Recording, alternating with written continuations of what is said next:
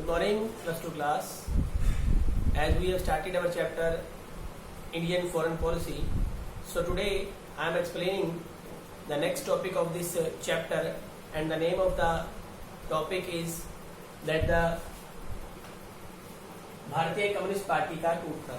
As you know very well, a Communist Party is a very important party, one of the important or national party of India. It was established in 1925. यह party 1925 में बनी, लेकिन जैसा कि मैंने आपको पिछले वीडियो में बताया, 1962 में चाइना के साथ जो हमारा युद्ध हुआ, उस युद्ध में इंडिया की हार हुई, और हार के बाद हमारे देश के अंदर कुछ ऐसा माहौल बन गया कि जिससे कि कम्युनिस्ट पार्टी जो थी वो दो पार्टियों में डिवाइड हो गई. तो क्या वो कारण था कि ये कम्युनिस्ट पार्टी दो पार्टियों में डिवाइड हो गई, जिसमें कि एक पार्टी जो कम्युनिस्ट पार्टी बनी और दूसरी party communist party of Marxist. Marks एक बहुत बड़े विद्वान हुए हैं, उनके आइडियोलॉजी को लेकर वो पार्टी जो थी वो बन गई थी. क्या रीजन था इस पार्टी का दो पार्टी में बढ़ जाने का, ये देखेंगे हम इस वीडियो के अंदर. So let's start the video. As it is written clearly कि 1962 में चीन के युद्ध के बाद चीन और सोवियत संघ में मतभेद शुरू हो गए. देखिए ध्यान से, मैं आपको फिर से बता रहा हूँ कि 1962 में आपको पता है कि चीन के साथ हमारा युद्ध हुआ था. इस युद्ध में हमारी करारी हार हुई थी, और इस हार के बाद नेहरू की छवि जो थी वो भी कुछ अंतर्राष्ट्रीय फलक पर धूमिल हो गई थी. इसके चलते चीन और सोवियत संघ के आपसी रिश्ते जो थे उसमें भी मतभेद उत्पन्न हो गए थे. इससे भारतीय कम्युनिस्ट पार्टी भी टूट का शिकार हुई.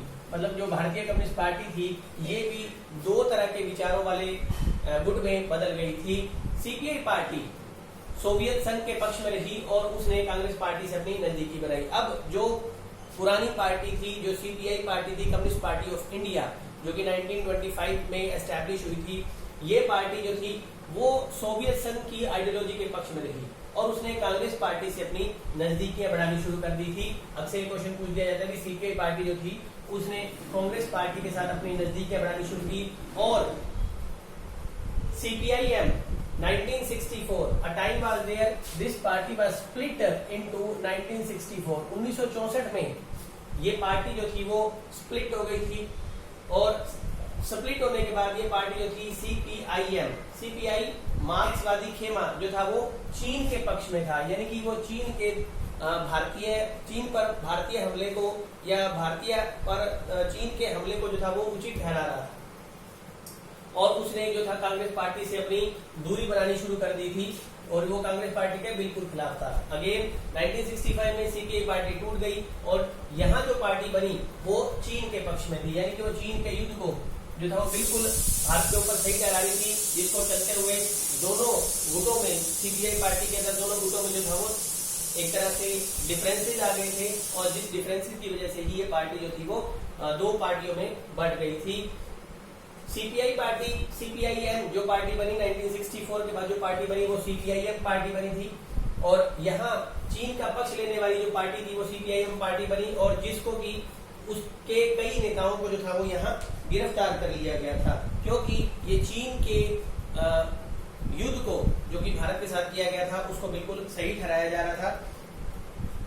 चीन के साथ हुए युद्ध ने भारत के नेताओं को पूर्वोत्तर की डामाडोल स्थिति के बारे में भी सचेत कर दिया था, क्योंकि आप जानते हैं कि चीन ने अरुणाचल प्रदेश के, जिसको कि नेफा बोला जाता था, उस एरिया के ऊपर भी कब्जा कर लिया था. तो हम इस एरिया की तरफ बहुत ज्यादा गंभीर नहीं थे, सीरियस नहीं थे, तो हमें इसके प्रति भी सचेत किया गया कि हमें इस तरफ भी ध्यान देने की जरूरत है.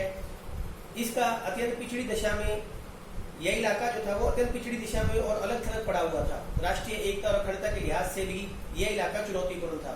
चीन युद्ध के तुरंत बाद इस इलाके में नई तरतीब ढालनी शुरू की गई.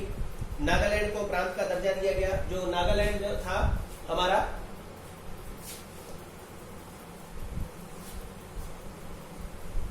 देखिए नागालैंड जो बनाया गया था उसको एक दर्जा दिया गया था, स्टेट का दर्जा दे दिया गया था नागालैंड को. Nagaland was given a status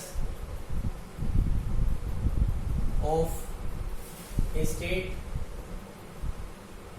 after Indo-China War in 1962 and Manipur और त्रिपुरा, दो और हमारी जो थी, जो मणिपुर और त्रिपुरा थे, देखिए अक्सर एक एक नंबर के क्वेश्चन पूछ लिए जाते हैं। मणिपुर एंड त्रिपुरा, ये दो ऐसी स्टेट थी। मणिपुर और त्रिपुरा हालांकि केंद्र शासित प्रदेश थे, लेकिन इन्हें भी अपनी विधानसभा के निर्वाचन का अधिकार मिल गया था, यानी कि ये भी जो थे वो अपनी जो state legislative assembly got the right for state legislative assembly.